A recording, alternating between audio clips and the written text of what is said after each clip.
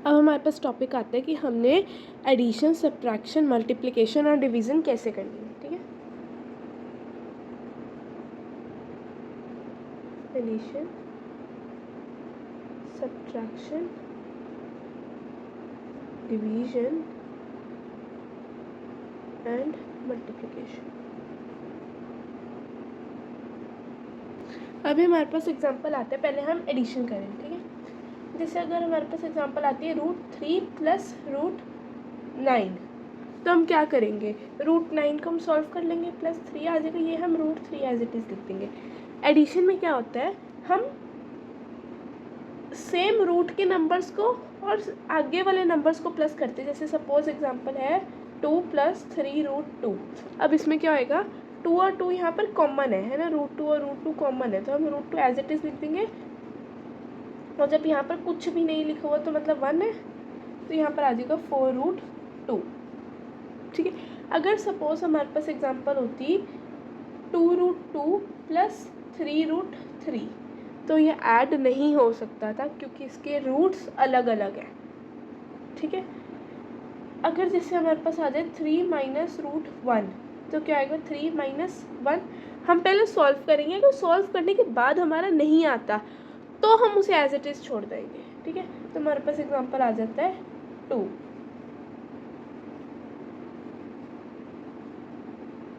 ठीक है, अब सपोज हमारे पास एग्जांपल है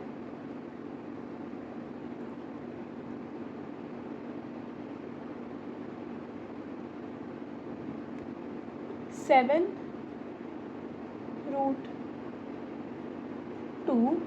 प्लस 8√8। अब यू विल थिंक कि अब हम इसे सॉल्व नहीं कर सकते क्योंकि इसके अंदर वाले रूट वाले अलग है, बट एक्चुअली जो 2 और 8 है, अगर हम 8 रूट को सॉल्व करते हैं तो क्या आता है 7√2 प्लस, हम ऐसे लिख सकते हैं ना 8 को, है ना, सो 7√2 प्लस यहाँ पर 2 आ गए। जब यहाँ पर कुछ भी नहीं लिखा होता इसका मतलब होता है 2। वैसे भी हम स्क्वायर रूट कर रहे हैं तो रूट में क्या होता है, जब हम इसको क्या करेंगे 8 × 2√2, सब क्या आएगा 7√2 प्लस 16√2। अब हम इसे ऐड कर सकते हैं क्या, हाँ जी कर सकते हैं, क्योंकि अब इसके रूट कॉमन आ गए तो रूट को हम लिख देंगे। 7 + 16 क्या होता है, 23। आंसर आ गया 23√2। बस यही थी एडिशन। अब हमारे पास आती है subtraction. Subtraction is same as addition. ठीक है, इसके अंदर भी सेम पार्ट्स को हम प्लस माइनस करते हैं। ठीक है,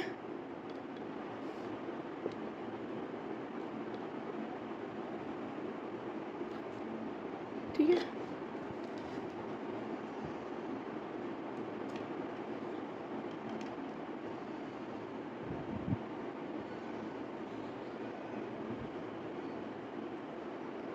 सेम पार्ट्स को हम प्लस और माइनस करते हैं। जैसे कि अगर हमारे पास क्वेश्चन है 7√2 प्लस 9√2, तब क्या होएगा 7 माइनस 9√2, मतलब -2√2 इज द आंसर। ठीक है, अब हमारे पास क्वेश्चन है √3 प्लस √27, नहीं सॉरी -27। अब हम इसे कैसे सॉल्व करेंगे, मैंने आपको पहले प्लस में बताया है। The same thing is with subtraction also. ठीक है, उसके अंदर क्या था √3 माइनस √27। अब जब किसी के आगे कुछ भी नहीं है तो मतलब 1 लिखा हुआ है। ठीक है, अब हमें 27 को √3 की फॉर्म में कन्वर्ट करना है ना, तो 1 × √3 माइनस 1, 3 × 3 × 3। जब यहाँ पर कुछ नहीं लिखा होता मतलब 2 लिखा होता है, 1 3 माइनस 1 × 3 √3। तो मतलब हमारे पास क्या बना √3 √3। सो अब 1 minus 3 √3 as common, so -2√3 is my answer. ठीक है, ये हमारे बेसिक्स हैं, इसको आपको समझना बहुत ज़रूरी है क्योंकि रैशनलाइजेशन में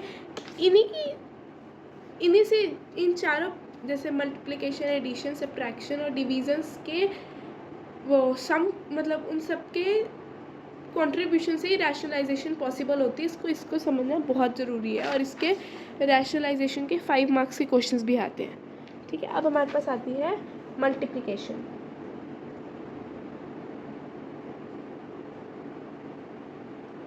अब सपोज आपके पास क्वेश्चन है √2 इंटू √3। अब आप कहोगे तो सॉल्व ही नहीं हो सकता, प्लस और माइनस में तो नहीं हो सकता, सो अब ये मल्टीप्लिकेशन में भी नहीं होगा। बट नहीं, ये हो सकता है मल्टीप्लिकेशन में।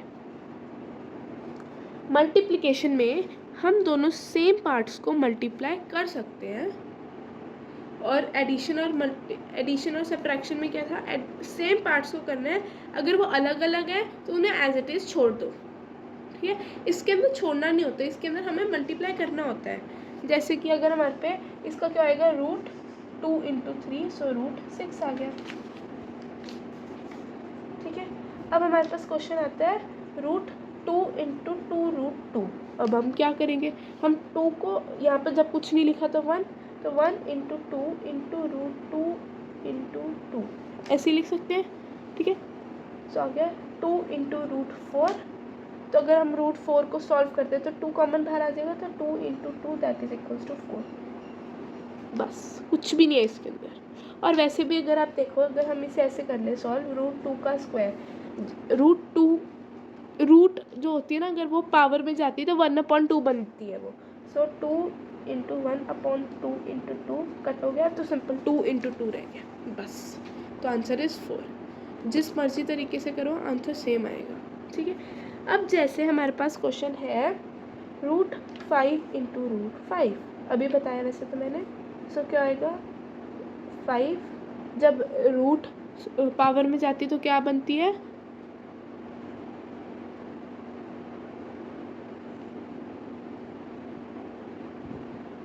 क्या बनती है, 1/2।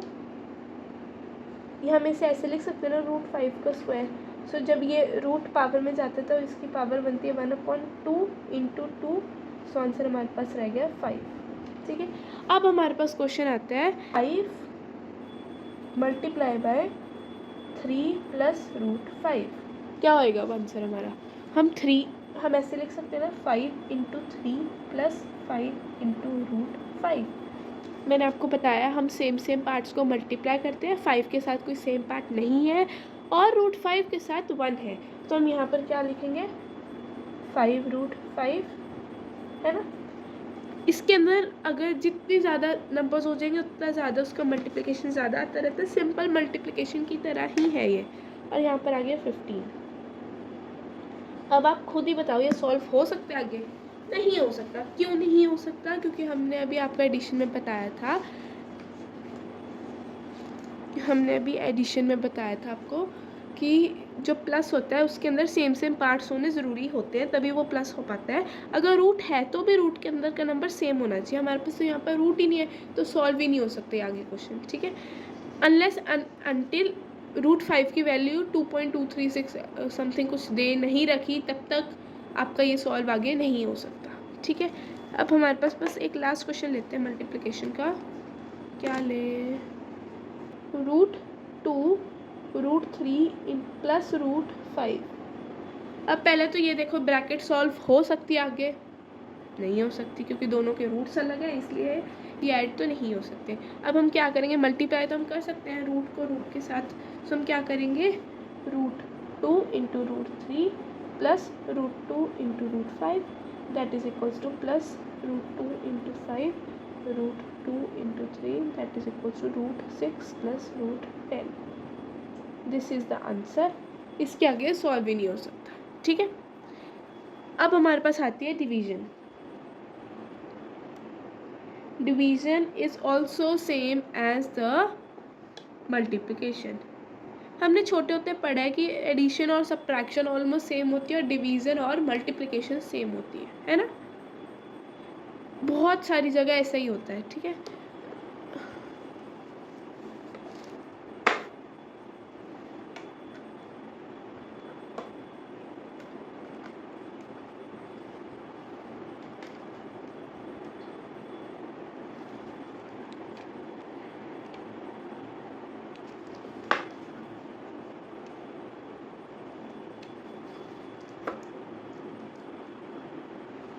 है ना। अब जैसे कि अगर हमारे पास क्वेश्चन है √5 डिवाइडेड बाय √10, तो अब क्या करेंगे भाई साहब, क्या करेंगे, हम पहले √10 को स्प्लिट करेंगे। कैसे स्प्लिट करेंगे, हम ऐसे लिख सकते हैं ना, पहली बात तो हम √10 को पहले तो स्प्लिट नहीं, हम पहले करेंगे √10 को, जब डिवीज़न होती है ना, जैसे यहाँ पर डिवीज़न है तो हम इसके अंदर रूट वाले नंबर्स को हम एक ही रूट के अंदर ले लेते हैं। हमने मल्टीप्लिकेशन में भी ऐसे ही किया, इधर है ना, हमने एक ही रूट के अंदर ले लिया, तो हम इसके अंदर भी ऐसे ही करते हैं। सो हम क्या लिखेंगे, √5/10। अब ये कटिंग हो रही है इसकी 1/2, सो अब ऐसे लिख सकते हैं हम। सो 1 की रूट क्या होगी 1 और √2, दिस इज़ द आंसर। अब जैसे हमारे पास क्वेश्चन है √5√3 डिवाइडेड बाय 10√15, अब कैसे होएगा, हम ऐसे लिख सकते हैं पहली बात तो, ठीक है। अब हम इसे आगे सॉल्व कैसे करेंगे, कैसे करेंगे, हम इसे करेंगे 5/10 को कॉमन ले लेंगे, √3/15 को कॉमन ले लेंगे, एक ही रूट के अंदर ले लेंगे, ठीक है। तो 1/2 आ गया, यहाँ पर 1/5 आ गया। सो 1/√1/2√5, हम 1 × 1 की रूट क्या आएगी 1, सो 2√5, 1/2√5 इज़ द आंसर, ठीक है। अभी इसके बाद, अभी ये एग्जैक्टली आंसर तो नहीं है, अभी इसके बाद रैशनलाइजेशन भी होती है, बट वो अभी मैं आपको अगले टॉपिक में समझाती हूँ। अभी एक क्वेश्चन और करेंगे हम डिवीज़न का, ठीक है। लास्ट 2 डिवाइडेड बाय √5, और एक हमारे पास क्वेश्चन आता है 4 √10 डिवाइडेड बाय √3, ठीक है। पहले हम फर्स्ट क्वेश्चन करते हैं, फिर सेकंड क्वेश्चन करते हैं। क्वेश्चन था 2/√5, हम ऐसे लिख सकते हैं ना।